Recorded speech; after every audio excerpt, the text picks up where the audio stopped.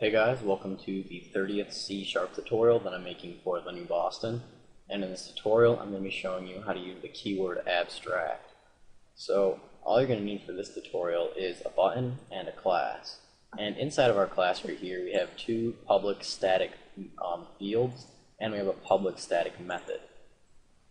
So we do not have to create an instance of this class. In fact, there's no real reason to create an instance of this class because we cannot even access anything inside of the class because everything inside of it is static. So we can just access it by doing a class name and then dot, and now we can access everything inside of it. So to prevent someone from being able to create an instance of this class, we can mark the class as abstract. In order to do that, you're just going to put the abstract keyword in front of the class. So just do abstract right here. And now if we try to create an instance of this class, we're going to get an error saying we cannot do that. And it says, cannot create an instance of the abstract class or interface by names based on my class. So just as we expected, since this is abstract, we cannot create an instance of this abstract class. And as you can see, it's very useful when you have everything inside of it being public and static. Delete this right there. Alright, so that's pretty much all there is on abstract classes. However, I'm going to show you how to apply it to members. So you can create abstract members, such as methods, properties, indexers, and events. So if we were to make an abstract method right here, let's call it show message,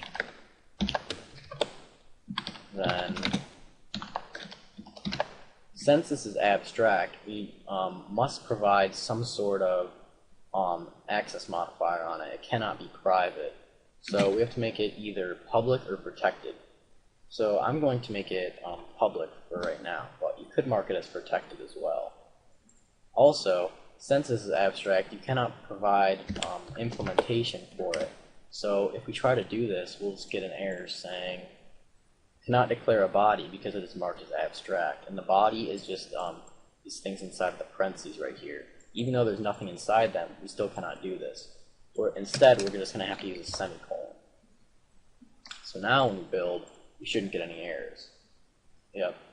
And usually what this is used for is to be overridden in a derived class. So if we were to create another class here, call it my second class, and inherit from this base class, my class, then we could override this method right here. And as you can see, it shows up right there. So now we just click enter and it will type it all out for us. And it will auto type out the signature right here so we don't mess anything up. And now we can provide implementation for it. We'll just have it display a message box. And we'll have it display a message box of the string that the user passes through. Also, if you have any abstract members inside of your class, the class must be marked as abstract. If we try to delete this right here and build, we're going to get an error saying it's abstract, but it is contained in a non-abstract class. So that means this must be marked as abstract. Now when we build, we shouldn't get any errors. So that's pretty much it for this tutorial on abstract. So see you guys.